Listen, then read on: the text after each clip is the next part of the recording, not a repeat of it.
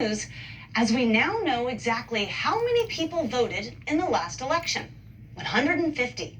And we should never question the election results, especially since that number comes from Joe Biden himself, as he delivered his remarks on the big lie at the National Constitution Center in Philadelphia on Tuesday.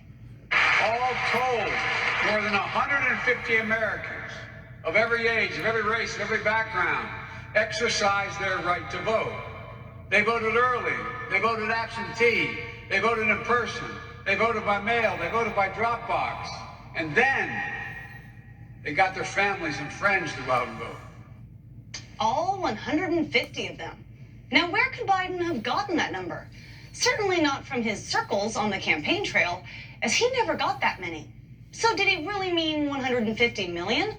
That's what President Trump and we the people would like to know, as President Trump issued this statement in response, writing, "Biden just said 150 people voted in the 2020 presidential election scam," on the assumption that he meant 150 million people. And based on the fact that I got 75 million plus, that would mean that Biden got 75 million votes, which is 6 million votes less than what they said they got. So what is that all about? Are they already conceding 6 million votes? And apparently they are, as according to the official White House transcript of Biden's remarks, Biden indeed meant to say 150 million.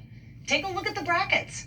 All told, more than 150 million Americans of every age, of every race, of every background exercised their right to vote. So now we know, because the powers that be or wanna be say so, 150 million people voted in 2020. But if this indeed is the case, then Biden has a lot to answer for, because no one is questioning the fact that President Trump got well over 75 million votes. So in other words, based on Biden's own logic, or lack thereof, President Trump won. Oh, but to say that, it's just so dangerous to say that. Because according to Biden, this election is the fullest expression of the will of the people in the history of this nation. And to question that, well, is un-American, undemocratic, unpatriotic, but really not unprecedented.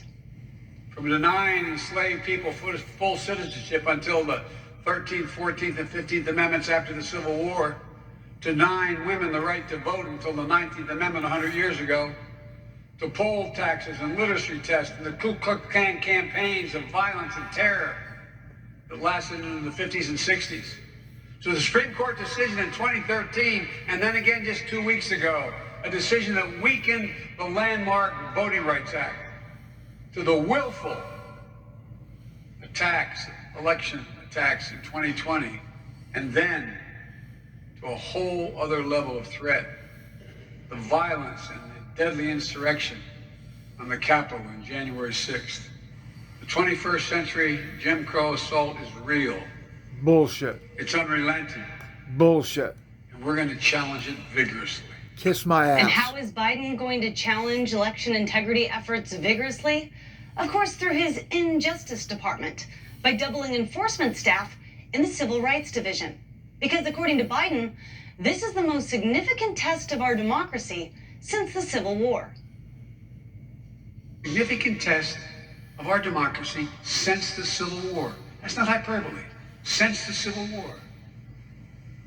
The Confederates back then never breached the Capitol, as insurrectionists did on January the 6th. Oh, give me a break. Heard enough?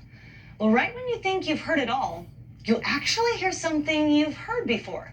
As while Biden can't seem to dial down the hyperbole, he also can't seem to turn off his tendency to plagiarize, even from the very person he claims is challenging democracy itself. Listen to this. No longer just about who gets to vote or making it easier for eligible voters to vote. It's about who gets to count the vote. Who gets to count whether or not your vote counted at all. Now, where have we heard that before? This was an election where the person that counts the votes was far more important than the candidate, no matter how many votes that candidate got, and we got record numbers of votes. It's a disgrace to our nation, and we are truly being scorned and disrespected all over the world. The Democrats are so unoriginal, aren't they? They don't just flip the script on Republicans, they steal it. No, they didn't want to defund the police. Republicans wanted to. No, they were never against voter ID. They've been for it from the very beginning.